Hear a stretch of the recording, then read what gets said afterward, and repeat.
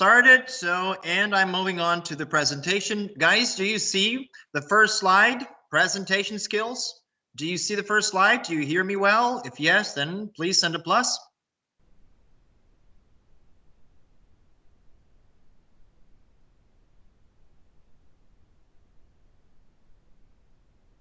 Is everything all right? Do you see or do you hear me? Yes or no? Do you see the first slide? Yes. Okay. So I see people see the, okay. You hear me, you see the first slide. So let's get started. All right. So welcome to our final lecture, final class within our course, Entering the IT. So first of all, I'd like to say it's been a pleasure for me, a great time being able to contribute to your future, your career in the IT area. So it's a pleasure. It's a pleasure to be someone who impacts other people's lives for their good. I really hope this course has been of much use to you. And be sure to say some words, whatever you would like to say, your feedback when this video is over, and you can write anything you want to in our chat. You can send your feedback, your response, because this is the end of the course. So feel free to write your feedback once this presentation is over and we say goodbye to one another. Well, the last class is about presentation, the presentation skills. And of course, we're going to be talking about, well, something maybe that you are not ready for. But it's very important for me to start from exactly this point. Well, the first slide talks about the limitations of this lesson. So because presentation skills is a course in itself. So probably it would take me 8 hours to talk about presentation, how to do a presentation, all kinds of different presentations, different formats.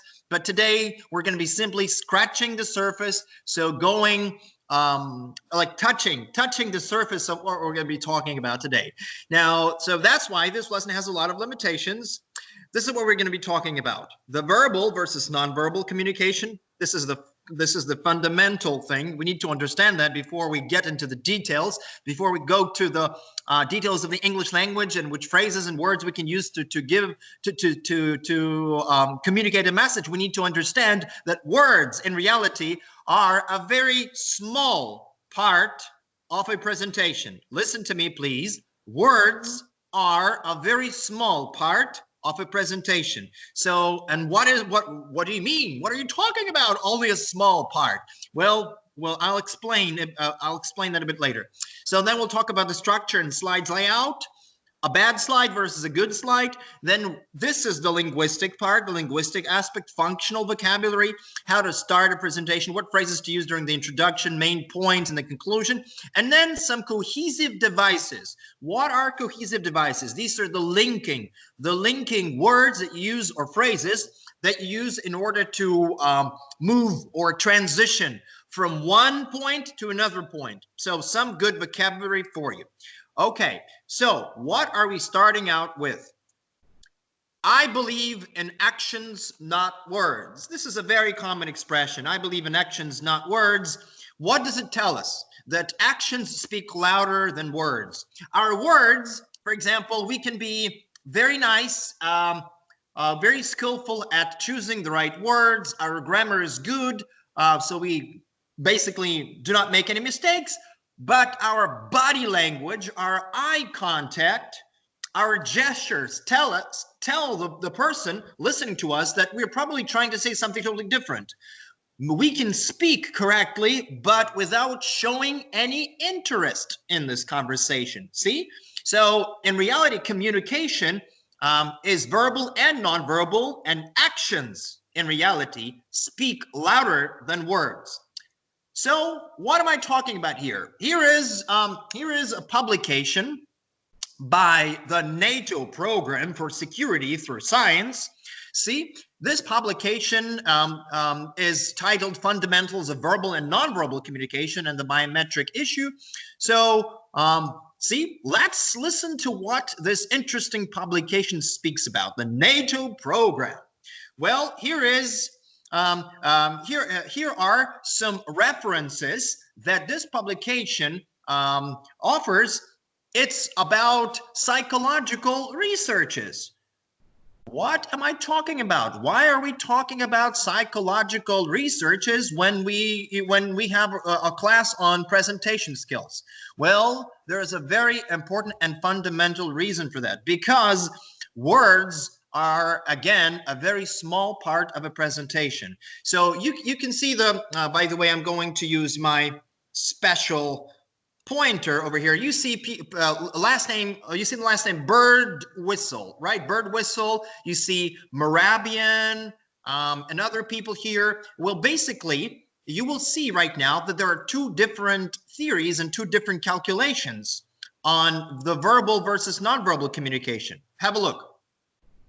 So this same NATO publication text tells us that Bird Whistle, in his research, indicated that up to 65 of a message's meaning is communicated through non-verbal clues, so something that is not words, while Morabian argued that in face-to-face communication, non-verbal cues convey about 93%.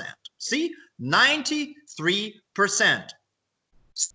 So somebody said 65, somebody said 93%, and this Morabian, it was a psychologist from Los Angeles University. He says that 7% of meaning goes to the words, 38% of meaning goes to paralinguistic features. So, for example, your tone and the pace of your speech. Now, 55% to facial expression. See? So, two different theories, 65 versus 35. Where 35 is the verbal communication and 65 of nonverbal communication. And this other theory, 7% words, 38%, for example, your tone and how you say your words, and 55 to your facial expression. Do you see, guys? 55% nonverbal, or over here, 65% of nonverbal communication. That's why we have two theories, my friends, and it's very important to understand this part. If you were talking about presentation skills, English is by far not the most important part of it. Although we're talking about how to do a presentation in English, but I'm giving you some hints, some pathways that you can study yourself and see what really matters in a good presentation. So as we have already learned, there's a theory that the verbal communication, so words, take up about 35% of the meaning. So, and nonverbal communication, 65%. What is nonverbal communication? Facial expressions, tone of your voice, movement, so how you move on the stage, your appearance, how you look like, your eye contact, whether you look at your audience or whether you don't, so gestures, whether you raise your hands or how you move your head, and posture, how you stand. Posture is how you stand on that platform. Or according to Dr. L, this is the theory of the researcher named Bird Whistle, and here Albert Morabian says that words, look, 7%. Imagine this, only 7% of the meaning. Now, 55% gestures, posture, facial expression, etc., and vocal elements. So how you say words. These are words. So, for example, I can say the word hello. Hello is the word, right? I can say hello, or I can say hello, hello, hello. See? The pitch, the tone, the rate, the volume, the intonation, the rhythm, everything matters. These are the vocal elements. So what conclusion can we make? These are two theories, and you will see lots of these images on the internet. So there are two competing theories, but what inference, what conclusion can we make? So at least 65%, and here it's like almost 93% is nonverbal. See, the power of a good presentation is not just in words. This is the main conclusion that we can arrive at. So from 65 to 93%, the power comes outside the words, outside, but in other different aspects. So let's talk about this theory of Dr. Albert Morabian. So this is this guy. Dr. Albert Mehrabian, and his theory is more popular than this one. Simply, it has become more popular on the internet, so that's why I'd like to dwell on it a little bit more. So it's the theory of the 3 V's: vocal, visual, and verbal. Vocal, visual, and verbal, right? Research done by the psychologist Albert Mehrabian shows that our communication contains 3 things. Okay, 70% verbal, vocal, and 55% visual, right? So the studies were conducted back in the 1960s and 70s. See, so the whole world has known about it for years.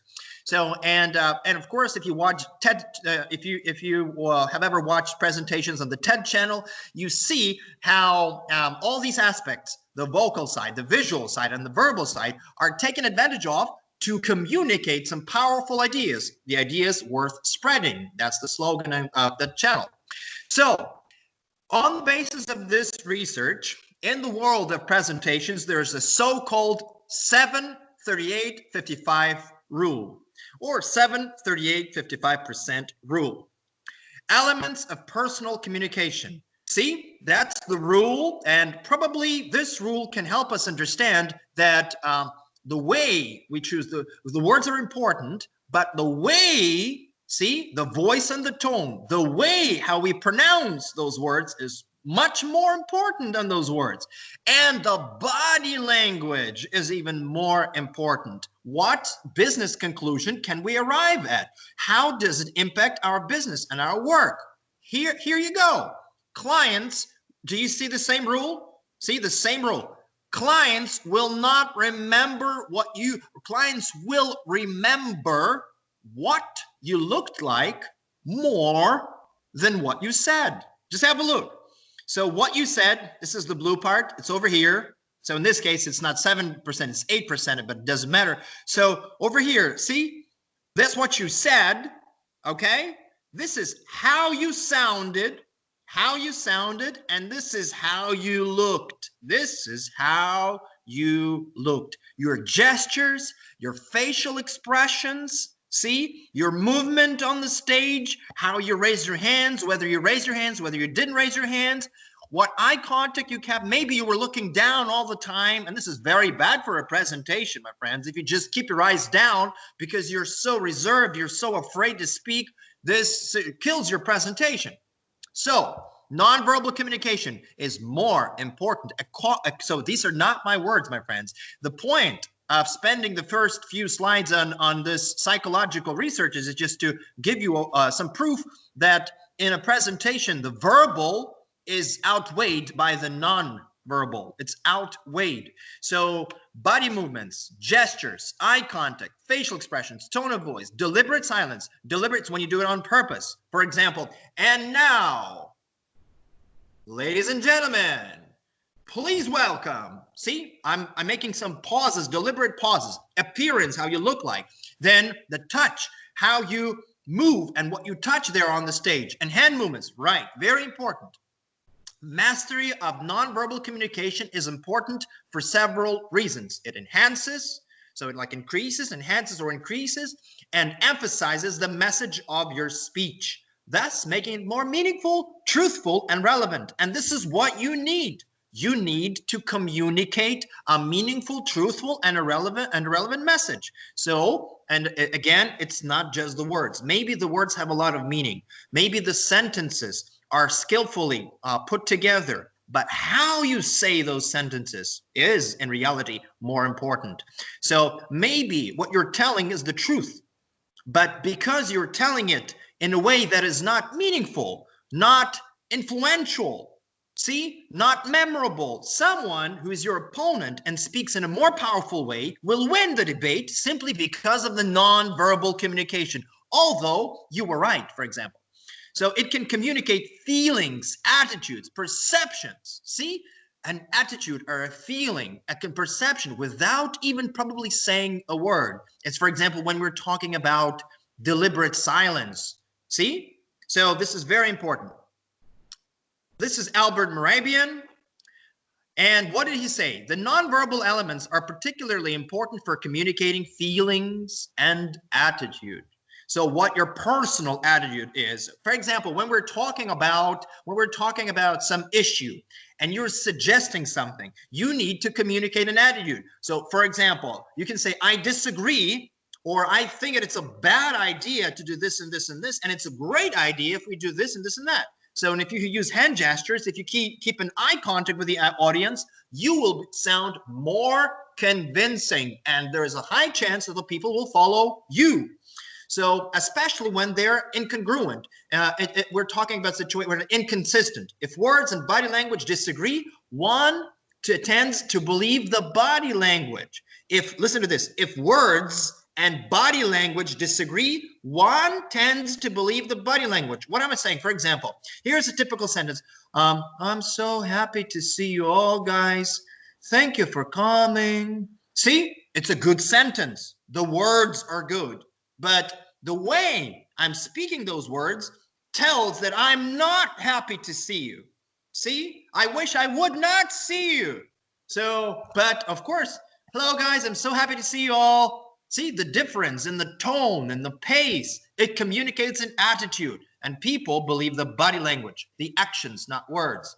If a speaker's words and body language differ, listeners are more likely to believe the nonverbal communication of the speaker, not his words. For example, if a person states, I don't have a problem with you, while avoiding eye contact, looking anxious, and maintaining a closed body language like this, when, for example, you close your hands like this, I don't have a problem with you, the listener will probably trust the predominant form of communication. And what is the predominant form of communication? Non-verbal. Non-verbal. All right, here's a simple example. What is the OK sign? What is the OK gesture? You need to understand the difference it makes in different cultures, or the thumbs up sign. See, we're talking about communication, which is nonverbal here. And one more aspect of nonverbal communication is its cultural difference. The OK gesture, while in North America, it means things are going well. In France, it means a person is thought to be worthless. So like a nobody. In Japan, it refers to money. In Brazil and Russia and Germany, it means something really not appropriate for the workplace. See, that's the opinion. That's the opinion of psychologists who teach body language, or the thumbs up sign. This means 1 in Germany, 5 in Japan. It's very interesting. If you make the thumbs up sign, it's 5 in Japan. But good job in North America. And of course, this can lead to confusion. Well, just an example. Spain and Turkey. Do you see this sign? So this person, do you see the hand gesture? Raising one's arm and bending it over the chest. So this is raising, this is the chest. This is bending it over the chest with the edge of the hand kept parallel to the floor. So this is the edge of the hand kept parallel to the floor. The hand is, okay, semi-open, fingers slightly extended. You see that the fingers are slightly extended. And you go up and down with this movement, up and down, up and down. So for example, in Spain, it means a large amount, a large quantity of something. But in Turkey, it means you're feeling not good, emotionally or physically, or something is very hot. See, gestures, they communicate a lot. And you need to use gestures, but you need to understand the culture. So you need to understand whether your customers are from the Netherlands, or from Japan, or maybe from North America. So it all matters, and you need to understand this to be able to present powerfully. You can use their gestures. We can't talk about this right now. We don't have the time for this, and this is not the main focus. But if you know the makeup of your audience, like all of them are North Americans or Japanese or Dutch, you need to study their gestures and then use those gestures to communicate the ideas. This will be a powerful talk. And finally, we're going to be talking about words. So everything that we've been talking before right now was not about words. It was the non-verbal communication. See, the nonverbal, which is actually very, very important, which I've tried to prove you through scientific research. But now, because this is a class on the on how to use English language to communicate powerfully, the words. But you realize this is just the words make up, according to Dr. Albert Mehrabian, make up only 7% of the meaning of what you're trying to convey, or 35% according to Birdwhistle. See, if they are not as important, but they are the focus of this talk, of this lecture. So let's talk about the words. What is a good presentation? If we're talking about words, we need to, first of all, put them together in a good way. We need to put them together to structure them. So you want the audience to remember what you say and how you say it. This is a good presentation. A good presentation should make the audience think and not confuse them, right? So you need to speak clearly and powerfully. The power, quite a lot, comes from the non-verbal communication, as we have spoken. A good presentation, of course, has content, some good information, it has a structure, and it should be entertaining. So if it's very serious, if you have no humor in this presentation, then if you can't evoke any positive emotions, if people don't smile, if they don't respond emotionally to what you're saying, then unfortunately you haven't built a bridge with their soul, with their heart. And in this case, they will quickly forget your presentation. Well, have a look. Let's have a good look at this slide. The structure and timing of a presentation. Now, it is very general, my friends. It is very general. It's just a pattern for you.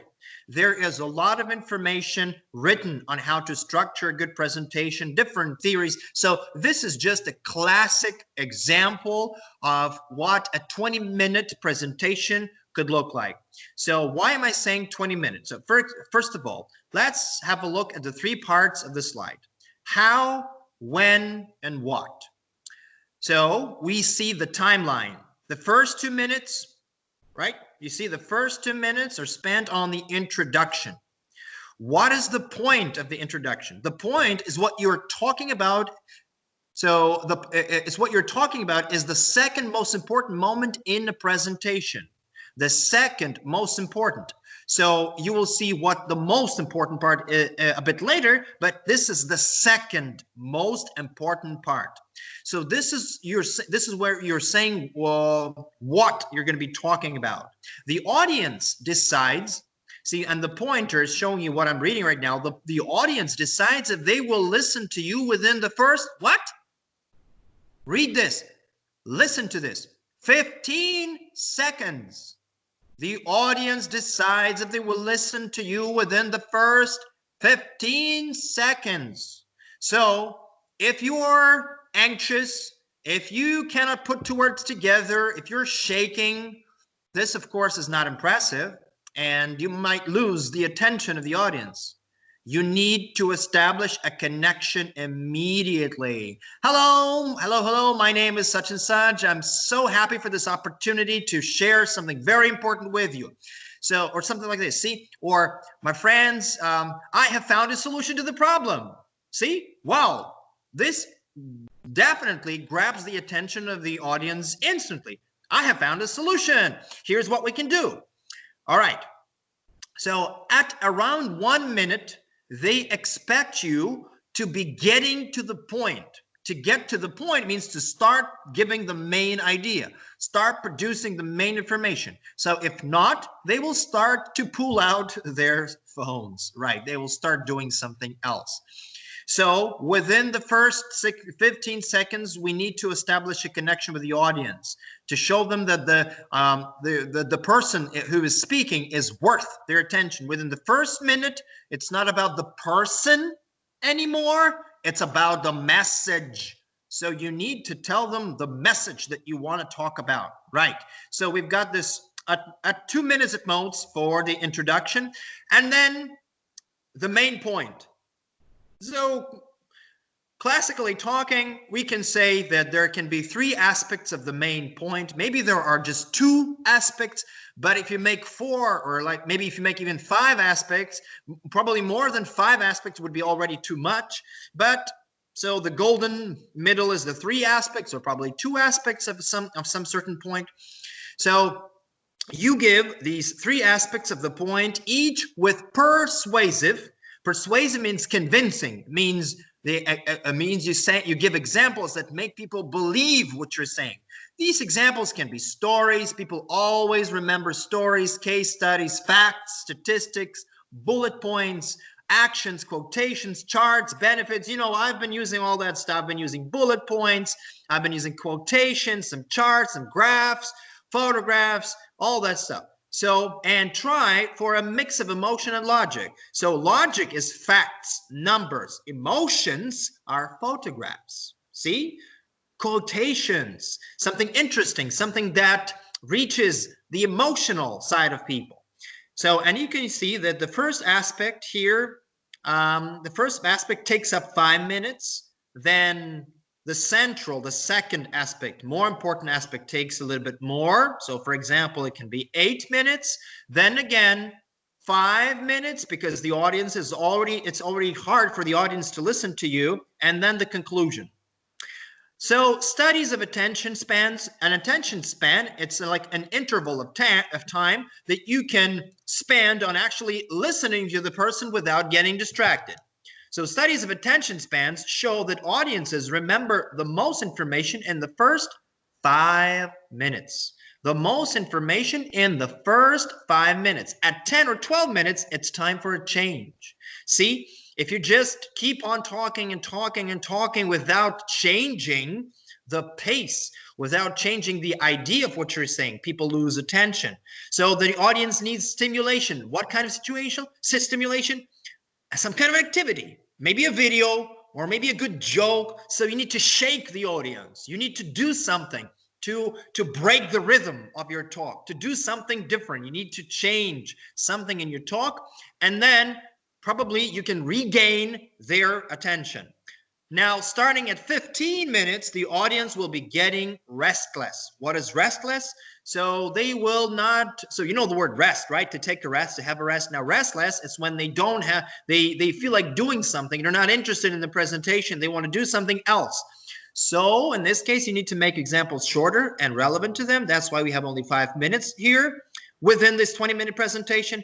And at 18 minutes is already a long time. Start wrapping up. What is wrapping up?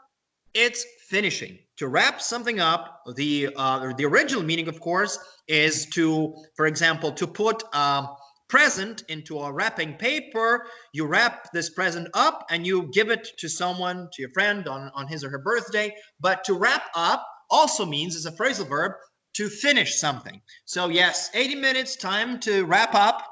So give the audience a picture of what the world will look like when they take action. So a picture, I'm not talking about, maybe it can be a photograph, a real photograph, but we're talking about a verbal picture. So you describe, you use your words to say what will happen if they listen to you, if they remember what you want them to do. So this is what you need to finish with. So you need to use your words, your verbal and nonverbal communication, to create this picture in their mind of what could happen if they listen to you. And this is the call to action. This is the call to action. The call to action is the finishing of your presentation. This is the conclusion. And this is the most important moment in every presentation. It's why you're there. So what is the most important point in the presentation?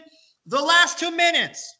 The last 2 minutes are the most important. Why? Because this is what the audience will basically remember. This last picture that you leave them with, this last image that you make them remember through images or through words.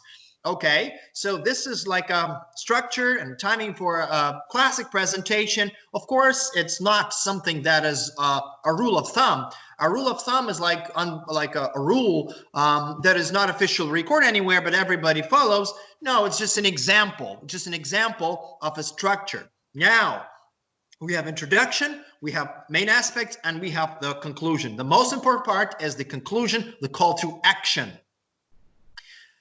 Now let's talk about slides layout. What do you see here? You see a bad slide, my friends. This is what a bad slide looks like. Now, why? Why is it a bad slide? Well, over here you have this explanation of why this is a bad slide. See, and it's not about the English language. It's not about the vocabulary. It's not about the grammar. It's about totally different. It's about the nonverbal communication. So this slide is bad because there's a great deal of text to read, and it's not easy to see how it is organized. See, you see a massive text, just a massive text. It's off-putting. You don't want to read it. If the audience reads the whole text, they will not be able to pay attention to the speaker. See, this is the logic. If you put so much text and you don't comment on this text, the people will simply be focused on the text. They will try to concentrate, read those tiny letters. They will not be listening to you. Yeah. So if the speaker reads the text aloud, they add nothing to what the audience can read by themselves. In this case, what are we talking about? We're talking about a situation where the speaker is not necessary anymore. So it's like reading slides without a speaker commenting. Of course, this is a bad slide. Now, how can we take a bad slide and make it into a good slide? So for example, we have a simple illustration here. You see the before and after slides, right? The before and after. So for example, we have some information over here. We have bullet points, right? We have bullet points. We have something like main point over here and a number of points that we're trying to communicate. Now, here's what you can do. If you really have the time to make a good presentation, see, you can use color, you can use different fonts, you can use some objects, and so you can restructure the whole presentation to make it more meaningful and be a champion, right? So there's a slogan, there is something that communicates to the emotions of people. There's something that communicates to their eyes. You see the star, the five. You see these 5 arrows and different colors. People, of course, this side speaks more meaningfully than this simple text. Okay, now let's move on to the functional language. So the words. We've been talking about the nonverbal communication. Now I went on to talk about the structure of the sentences, the structure of the words, the slides layout. So it's about words, right? How you put words on a slide and how you can use images and colors. Now just words, the 7%. According to Moravian, or the 35% according to Bird Whistle. This is what we're going to be talking about to the very end of this presentation. So functional language, how the welcoming part, right? So we're going to be talking about the presentation parts and the language and phrases that can be used for this or that part of the presentation. Of course, what is the first part? What is the part number 1 in any presentation? It's the welcoming part. What can we say? Good morning or good afternoon, and welcome to, you say what it is. So welcome to the meeting. Thank you very much for coming today. Thank you very much for your attention. I'm so happy to see you all. Or thank you for having me here. Thank you for inviting me. Now, introducing yourself is the second part. My name is Mark Watson. Well, and I'm responsible for, and then you say, so my name is such and such, and I work or I do this. I'm responsible for that. I'm in charge of this. My part of the project is, let me introduce myself. Or you can say, of course, you don't have to say, my name is Mark Watson, and I'm responsible for, and again, let me introduce myself. My name is Mark Watson. It's clear. So these are just different sentences that you can use to introduce yourself. Right. Good. So welcoming and introducing yourself. Number 3, that's the third part, is introducing your presentation. Right. This is what you're saying within the first minute of your talk. If you remember, the first 15 seconds draw the attention of the audience because of who you are, and then the first minute.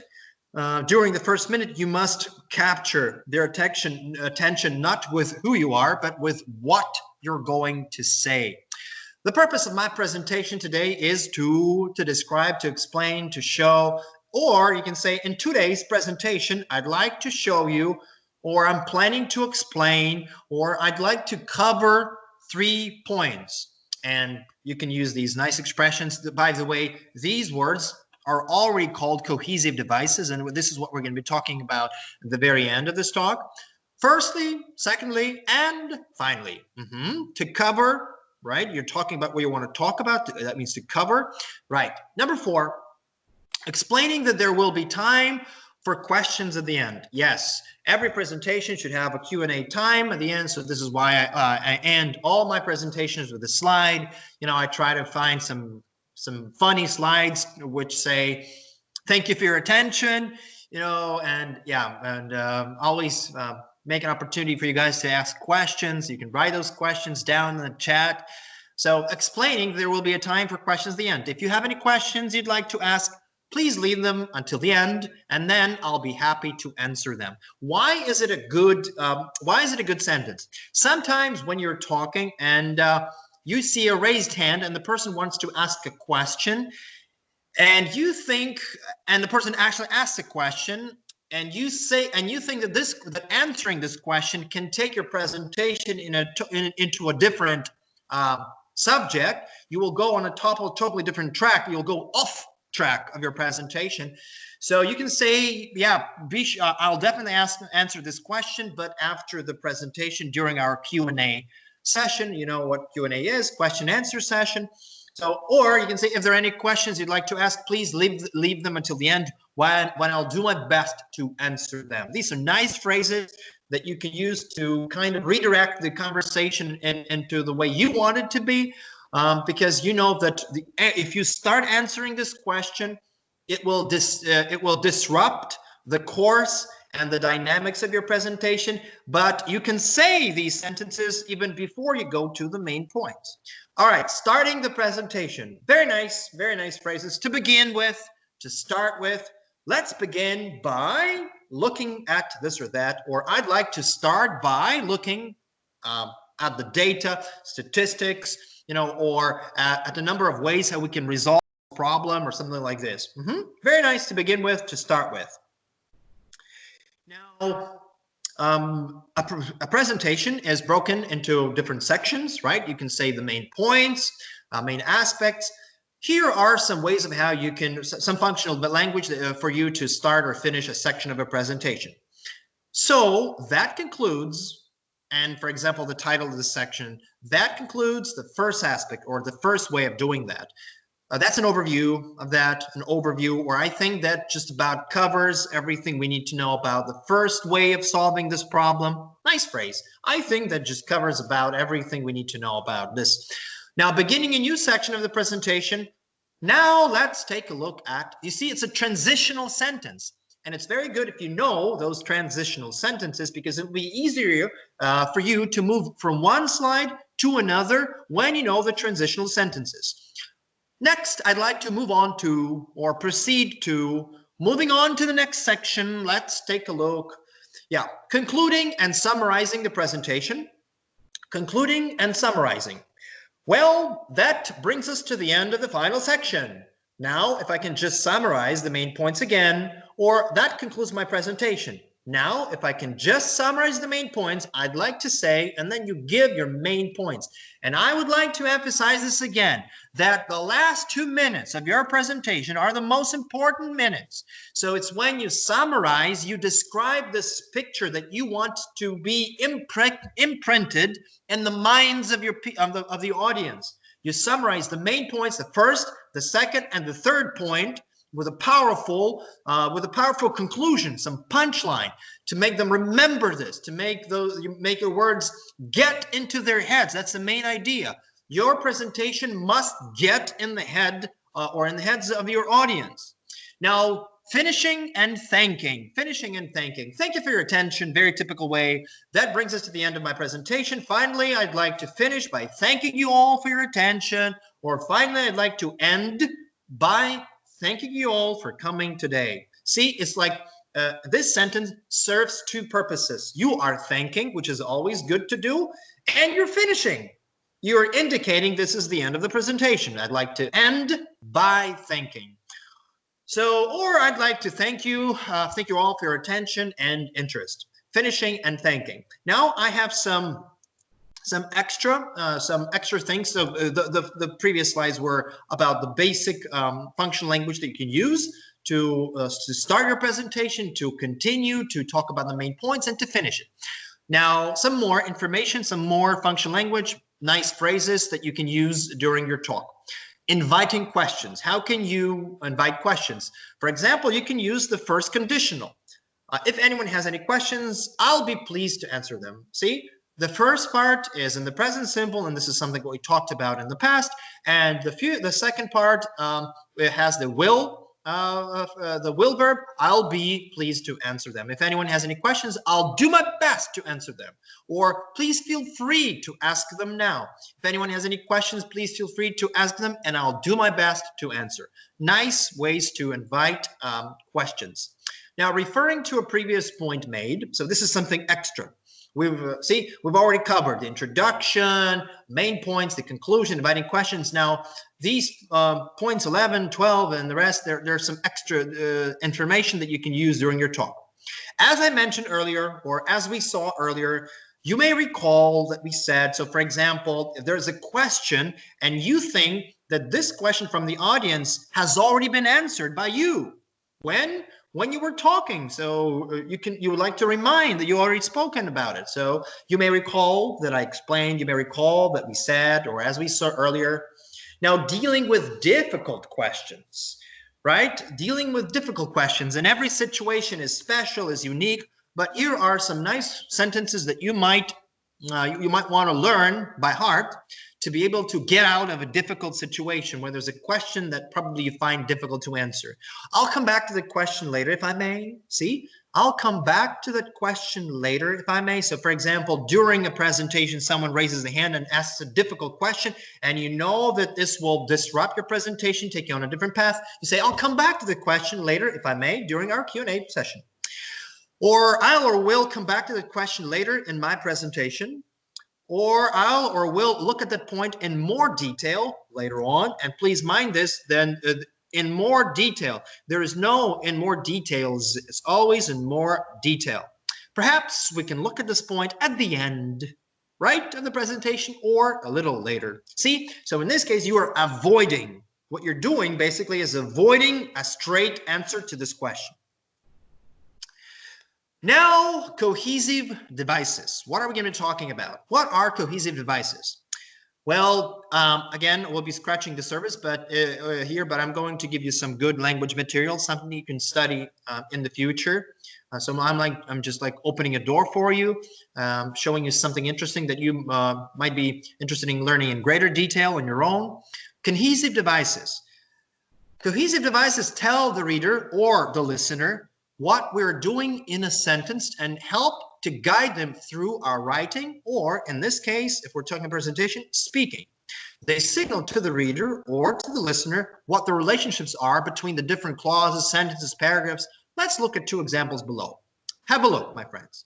The public transport in the city is unreliable and it's cheap. Unreliable and cheap. But what if I say the public transport in the city is unreliable but cheap? See, the difference in the sentence, the meaningful difference is really big. There are two cohesive devices in the sentence above. So we see and but. Both give the reader different signals. So for example, if you say it's unreliable and cheap, it means the fact that the transport is cheap, it's negative. It's unreliable and cheap because you say and. But unreliable but cheap. See, the fact that this transport is cheap is something positive in this case. And what did I do? I simply replaced and with but.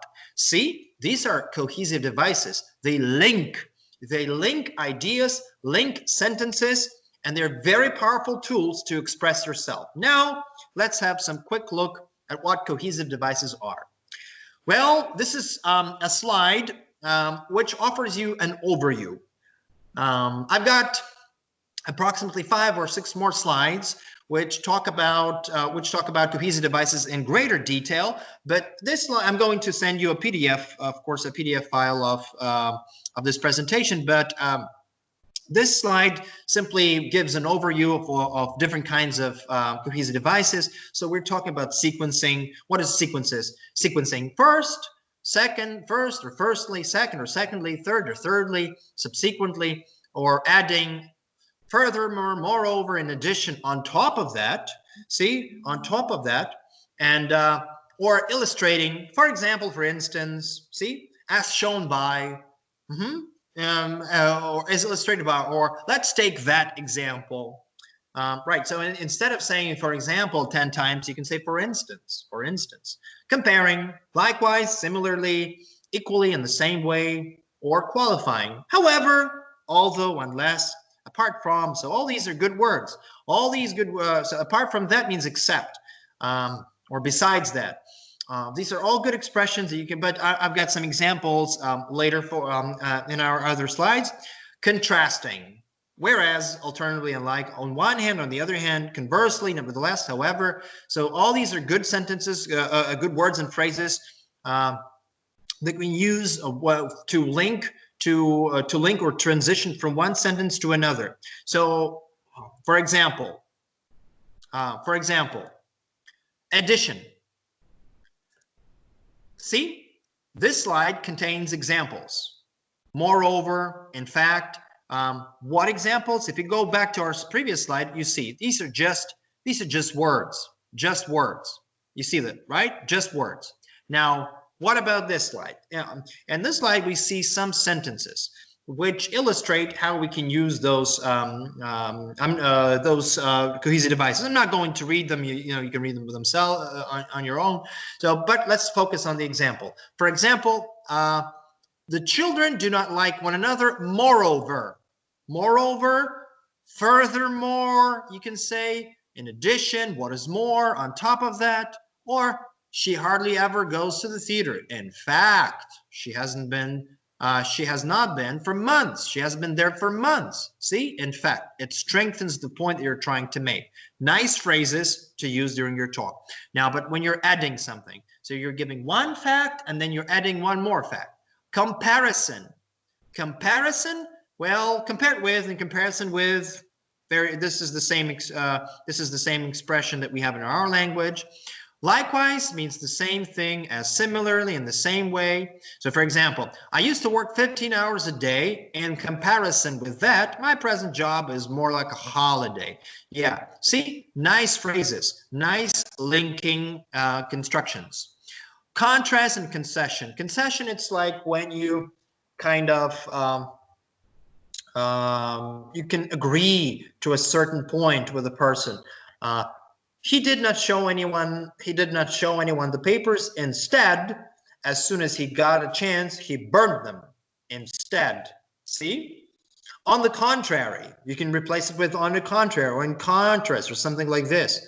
Nevertheless, she is not as pretty as she used to be. Nevertheless, for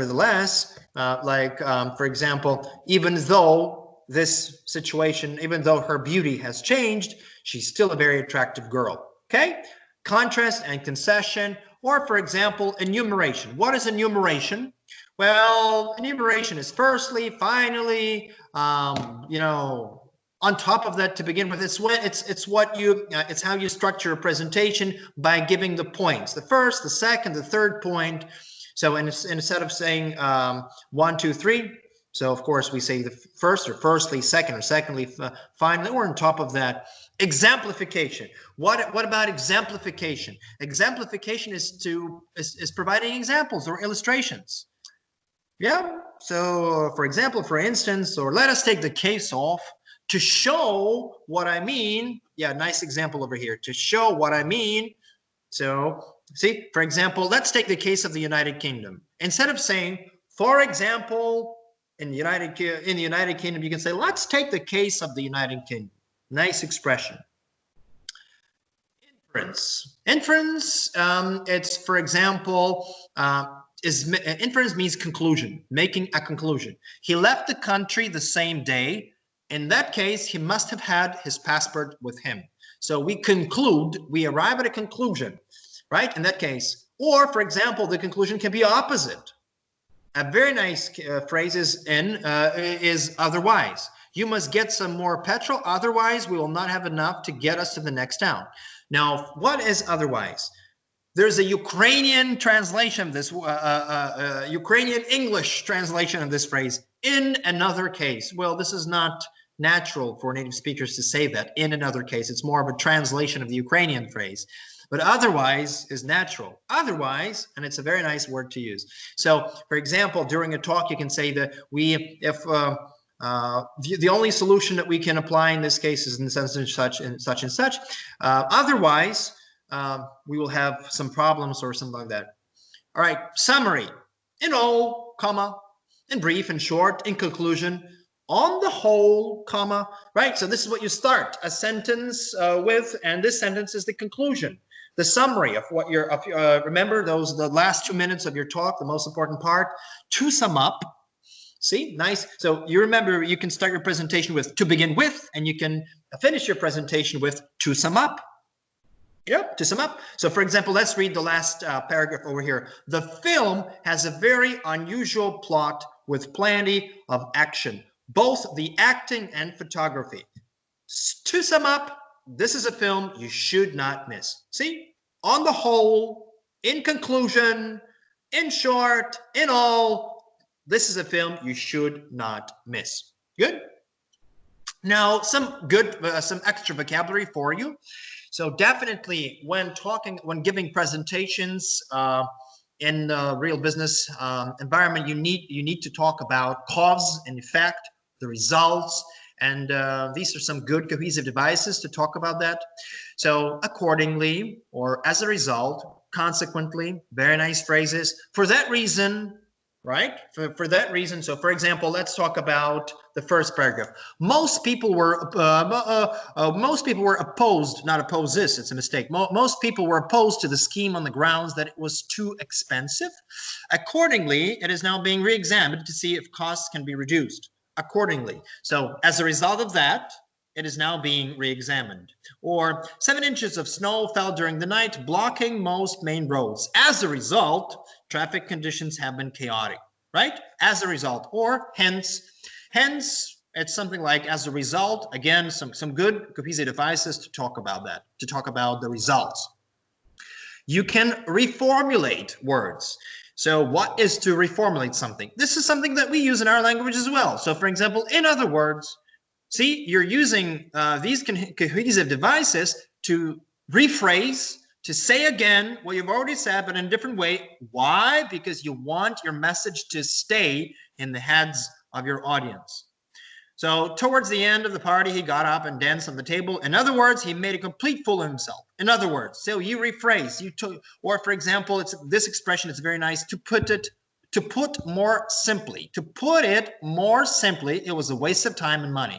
To put it more simply, nice phrase. Replacement. What is replacement? So, for example, a replacement is when you replace one argument with another one. Alternatively, or better still, on the other hand, the alternative is, see, a replacement. So you give an argument, right? But then you give one option or one way of action, but then you on top of that, you provide another way out, you provide another solution, and maybe this solution can be even better than the previous one. So this is the situation where you can, for example, use better still, nice phrase, better still plus comma, mind the comma, better stills or alternatively, okay? Transition. What is a transition? Well, you're going from one point to another point. As far as the solution is concerned, as far as this feature, as far as the problem, the malfunction is concerned, or as for, yeah, or with reference to. By the way, the word incidentally means by the way. This incidentally proved to be a mistake. This, by the way, proved to be a mistake. Very nice expressions. To turn to means like to talk. If we start talking about this in the solution, then to turn to the solution of the problem, I'd like to say that we need to do this or that. Transition. Nice phrases. Well, we have come up to the end of this talk, and this is the end of the presentation and the end of the course, Entering the IT. I would like you to, if you have any questions, to ask me those questions right now. I'm going to stop the broadcast, but I'm going to stop demonstrating the screen. But we can have some talk right now after the presentation, and if you have some questions based on the subject, please feel free to ask them now.